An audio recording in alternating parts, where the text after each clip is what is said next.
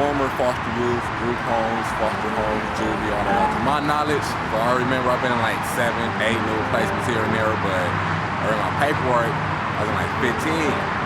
How was your education? Like, did you go to school? I mean, On me, I did all that. Like throughout the group homes, they did made me do some kind of E-step program for like the transitional housing, right? It's really structured toward getting you ready to be on your own. Like they make you pay your rent, they make you save it so you have something to sit on when you get up out of there. And I did that. I saved a little bit. I came out with my own little apartment or whatnot. I went half on it with somebody. Going through all that, you gotta make whatever you can out of it. So just take advantage of everything, you feel me? If it's out there for you, hop on it. Juvie, that's harder than the group homes, you know what I'm talking about? They need help too. It's like they get out of there, ain't nobody really trying to deal with them because of what they've been through. So if they have some housing to go to, they can probably get their life back on track and get back handling their business, you feel me?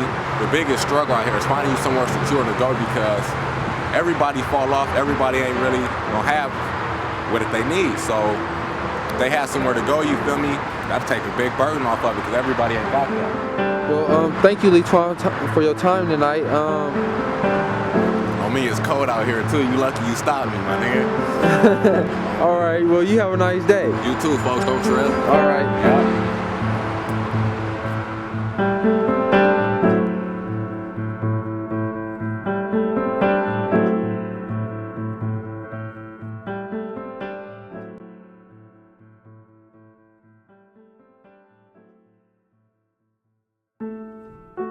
I would equate emancipation of foster children with emancipation of slaves back in 1865. Thrown out, with a sign on your chest that says you're free, but not really having the resources and the tools to really successfully, integrate into a free society. Much the same. The only difference is these are kids. Okay, I know when I was 18 years old, I grew up with my parents and everything. I wasn't really ready to be in this world all by myself. The difference was trust, being able to really, really trust. And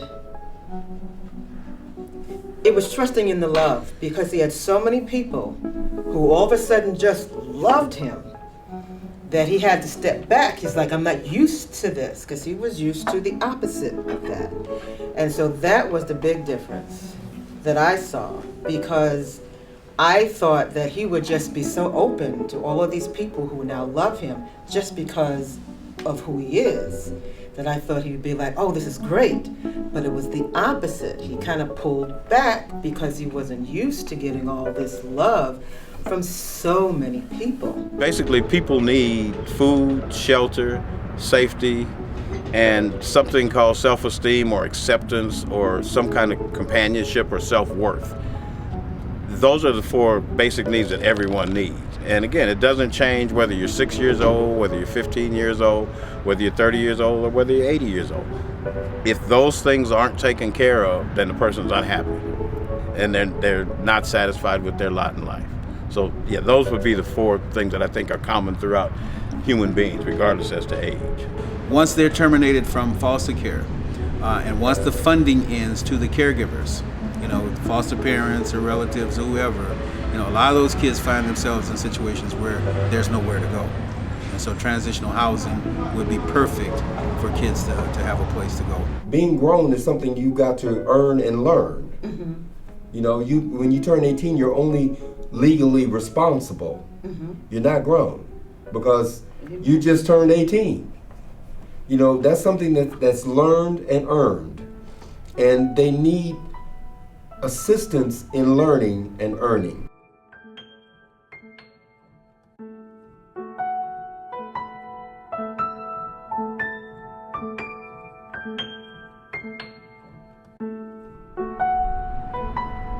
I moved into the Crenshaw corridor when I was 8 years old. So 11 years of my life, I've always seen Marlton Square vacant and abandoned. Many people believe this and that about Marlton Square and what should be put in the area. Me personally, I say no retail stores.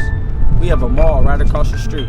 How about transitional housing for kids on probation, or housing and programs for children in and out of foster care?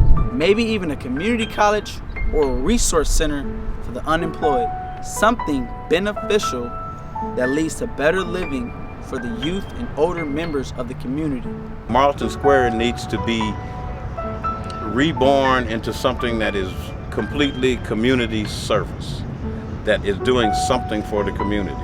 I've heard some groups of young people talking about a community college, and again, transitional housing. Transitional housing for individuals in foster care, transitional housing for young men and young women just coming from incarceration.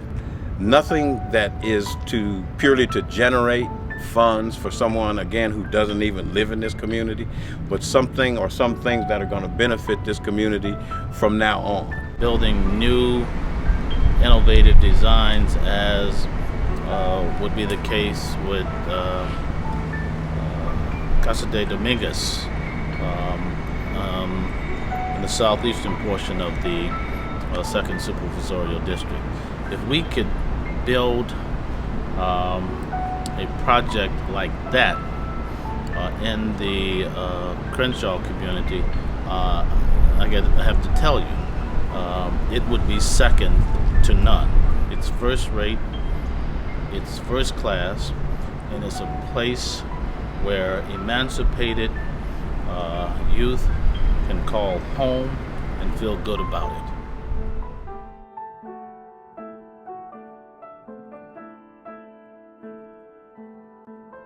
I always tell myself, what can we do to help, young people? But the answers are in them. When you ask them, what do you want for yourselves, or what do you want for this program? They came with the best rules, and so we actually adopted some of those rules into our program. I don't like to use the word pride, but I do pride myself on this.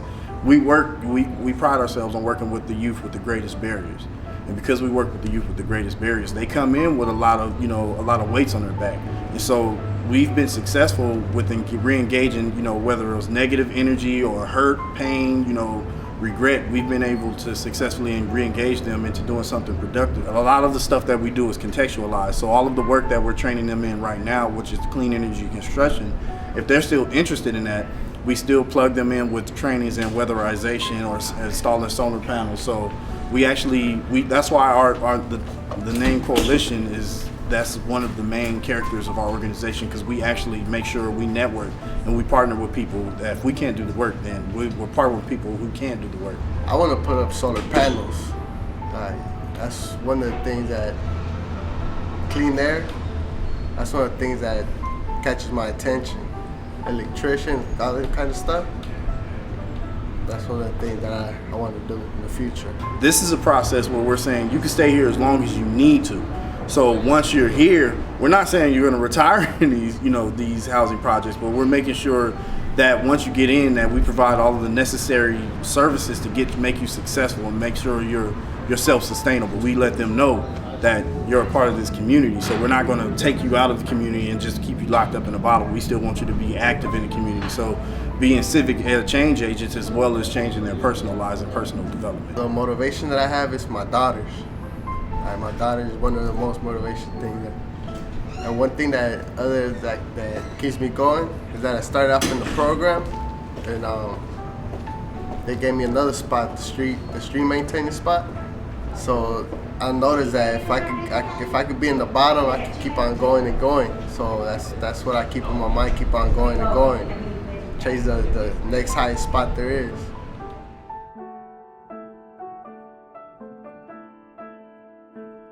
Home is where you got everything you needed. You didn't get everything you wanted. Okay, but you got everything you needed. If you get everything you wanted, then you don't really have a home. Home means family. I think it means a place where you can go to be with loved ones, irregardless of who they are, whether it's a mother, father, wife, brother, cousin, daughter, son, or whatever. It's somewhere where people accept you and love you for who you are, where you have unconditional love, And that's a place that everybody is longing for, including those youth who've been removed from their families. They're looking for families. In my experience, that's mostly what they're telling me, is that they want to be in a family, in a home. Home is what you have here, and of course the foundation is always love. You know, and once you have that, and that's the key, is love and peace. Home is anywhere. I can be home right here in this chair. All right. My name is Christopher Tyson. I'm 23 years old. I work for Community Build.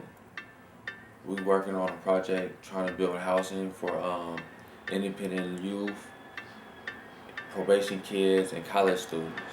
I just want to basically tell you what a home means to me. A home is a place to where you can come home, lay down, you know, go to sleep, you know, they ain't got to worry about nothing, you know, you are home. You know what I'm saying? Home is hope. Home is love. You know, home is, you know, like a safe place, you know, it's like a place to get out the rain and all that. I really live from like pillow to post sometimes. Really, you know, I bounce around here, here, and here. You know, I had a nice little place to go, but things didn't work out, you know, for other reasons. But, I mean, I don't know.